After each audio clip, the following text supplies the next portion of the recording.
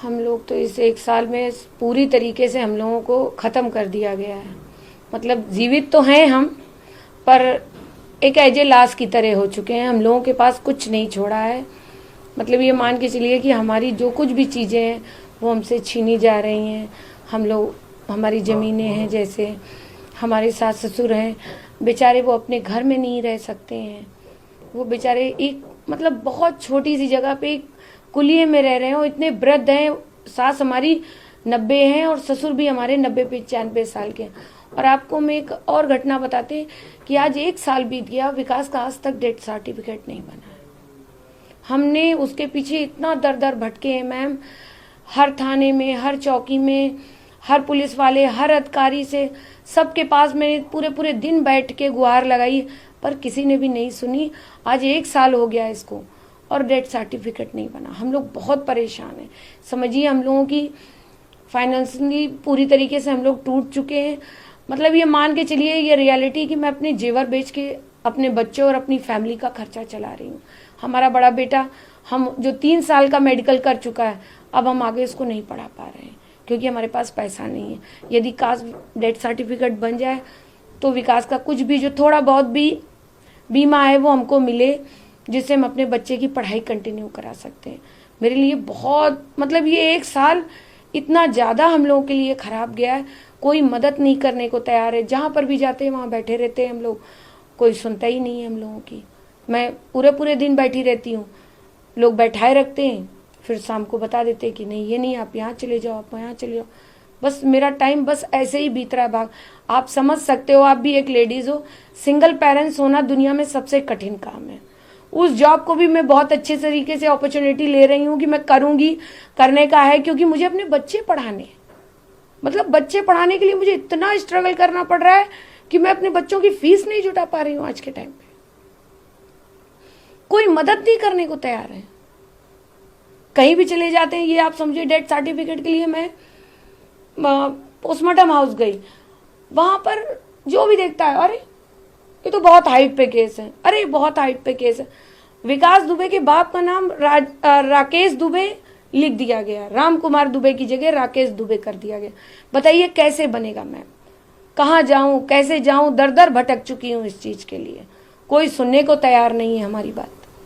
हम ये कह सकते हैं कि एक साल पहले जो विकास दुबे जी ने जो किया उसका परिणाम था, लेकिन उसका खामियाजा अभी तक परिवार बिल्कुल भुगतता है। हम लोग तो उस चीज का दंश भोग रहे हैं। आप बताइए, बच्चे पढ़ने वाले, पढ़ाई नहीं हो पा रही है उनकी। बेटा मेरा बड़ा वाला होपलेस हुआ जा रहा है, क्या मैं जिंदगी में दोबारा मतलब आगे अपनी पढ़ाई कंटिन्यू कर पाऊंगा? मेरे लिए बहुत कठिन है।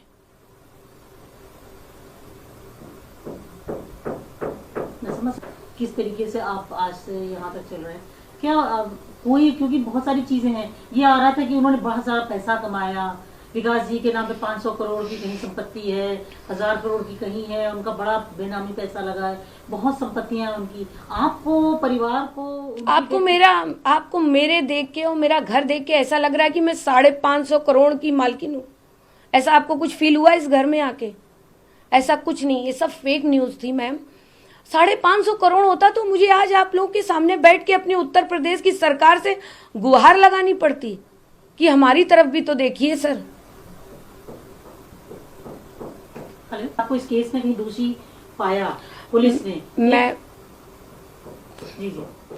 मैं दोषी, मेरा इस केस से कोई लेना देना नहीं था।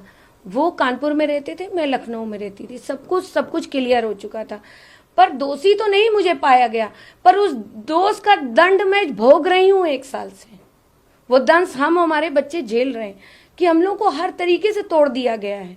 मतलब एक कमरे में हम लोग बंद हैं, हम लोग अपनी किसी को कह नहीं सकते हैं, किसी को बता नहीं सकते हैं, हम लोग की कोई विधा सुनने वाला ही नहीं है। आपने सरकार में कभी कहा, मुख्यमंत्री जी? मैंने मुख्यमंत्री जी के पीआरओ से बात करी है, एक बार नहीं, मैंने कई बार कॉल कराई। एक बार तो बंदे ने उठाया, फिर उसके बाद उसने कभी मेरी कॉल नहीं उठाया। ऐसा कोई व्यक्ति नहीं है जिसको मैंने कॉल ना किया हो। छोटे से लेके बड़े तक से मैंने बात करी। आज मैं हार के ये सब आप लोग के समक्ष रख रही हूँ, क्योंकि मैं हार चुकी हूँ, क्योंकि मुझे कोई मिल ही नहीं रहा है ऐसा जो अब डेथ सर्टिफिकेट के लिए। आप बताइए मैडम, जब विकास खत्म हुए, ये डेथ सर्टिफिकेट की प्रतिक्रिया तो दाह संस्कार गृह से होती है। मुझसे दस्तखत कराए गए पर मुझको कागज नहीं दिए गए। पता नहीं किसको कागज दे दिए गए। फिर जब मैं 1 महीने बाद उनकी अस्थियां लेने पहुंची, तब इन लोगों ने मुझे गलत नाम का, विकास के फादर का नाम चेंज करके दूसरा दे दिया। उसको मैं 1 साल से बराबर दौड़ रही हूँ और उसका कुछ नहीं हुआ। आपको लग रहा है कि क्या ये सब आपको जानबूझ करके परेशान किया जा रहा है, आपको लग रहा है, या अननोइंगली हो रहा है आपके हिसाब से? क्योंकि परेशान तो आप परिवार और आप हो रहे हैं। नहीं मैडम, मैं इस चीज के लिए डिनाई भी नहीं करूंगी कि मुझे जानबूझ के कर रहे हैं या मेरे को गलती से हो रहा है, क्या हो रहा है इस विषय में नहीं, मगर मैं परेशान हूँ। मुझे परेशान किया भी जा रहा है कि नहीं किया जा रहा है। बड़े आला अधिकारियों तक जा रही है खबर की नहीं जा रही है, अब ये तो मैं नहीं एकदम पूछती, मगर मैं हर जगह जाती हूँ। ऐसा कोई भी अधिकारी बता दे कि जिसको मैंने कॉल ना किया हो, जिससे मैंने अपनी प्रॉब्लम समक्ष ना रखी हो। हमारे सास ससुर इतने परेशान हैं घर में, ये समझिए वो छोटी सी जगह पे रह रहे हैं, उनको उनका घर नहीं खोला जा रहा है। उन लोगों की ये इच्छा है कि मेरी आखिरी सांस, अब आखिरी टाइम है उनका, कब वो खत्म हो जाए। आप क्या चाहती हैं इस समय मैं सरकार, अपने माननीय मुख्यमंत्री जी से ये गुहार लगाना चाहती हूँ कि आप उत्तर प्रदेश के मुख्यमंत्री हैं, आप सबके मुख्यमंत्री, मेरा मुख्यमंत्री कौन है जो मेरी तकलीफों को सुन सके, जो मेरी बात को समझे और मेरी तकलीफों को खत्म करे। बच्चे पढ़ना चाहते हैं, एक मेरी समस्या को आप समझिए। एक औरत होके एक सिंगल पेरेंट्स बहुत कठिन होता है, सबके लिए सबको, ये मेरे लिए कौन है, मेरा मुख्यमंत्री कौन है मैडम? मैं तो 1 साल से यही परेशान हूं। मैंने सबसे बात करी, सबसे गुहार लगाई, सबको, मतलब कोई भी ऐसा व्यक्ति नहीं जिसको मैंने कॉल ना करी हो कि मिलने के लिए मैंने कहा ना हो, पर किसी ने भी मेरी सुनी नहीं। तो आपको लग रहा है कि विकास किया उसका तो वो एक बार में नहीं, आप विकास की सजा दे दी आपने, पर फैमिली को भी तो तुरंत गोली मार देनी चाहिए थी। फैमिली को किसके भरोसे छोड़ दिया आपने? फैमिली तो बदमाश नहीं थी, फैमिली कोई अपराधी नहीं थी, कोई मेरा अपराधी रिकॉर्ड नहीं है। आप यदि था तो आपने मेरा और मेरे बच्चों का इनकाउंटर क्यों नहीं किया? मुझको क्यों छोड़ दिया? ये तकलीफ सहने के लिए छोड़ दिया। हम लोग तिल तिल करके मर रहे हैं।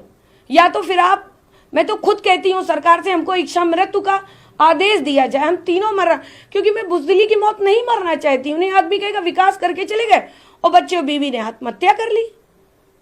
हम इस लाइफ को, अपनी लाइफ को स्ट्रगल करके जीना चाहते हैं, मगर जो मेरा है वो मुझे मिले तो। मेरे सास ससुर, मेरा परिवार पूरा बिखरा हुआ पड़ा हुआ है। मैं सबको समेटना चाहती हूँ, कब कैसे समेटूं मैडम? पैसा नहीं है हम लोगों के पास, हम अपने जेवर बेच के खर्चा चला रहे हैं 1 साल से। मैं अपने बच्चों को नहीं पढ़ा पा रही हूँ। स्कूल वालों से बात करके छोटे बच्चे की फीस नहीं जमा करी मैंने अभी तक।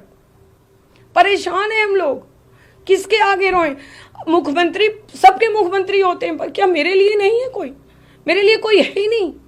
किसके आगे मैं अपनी गुहार लगाऊं? कोई सुनने वाला ही नहीं। क्या अपने से मान लिया कि अपराधी की फैमिली अपराधी होती है? इसका मतलब हम लोग अपराधी थे तो क्यों छोड़े गए? हम लोग को मार देना चाहिए था, हम लोग को जिंदा नहीं रखना चाहिए था।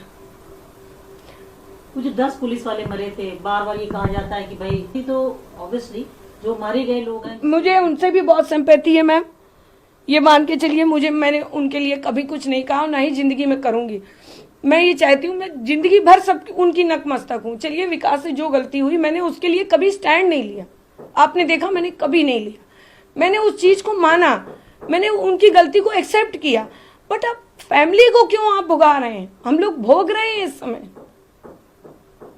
एक औरत के लिए उसका बच्चा जो मेडिकल क्लियर कर चुका हो, 3 साल से वो पढ़ नहीं पा रहा हो, उसके लिए बहुत बड़ा कष्ट है। हम लोग हर पल मरते हैं, जी नहीं रहे, हम लोग लाश हो चुके हैं, कोई नहीं है।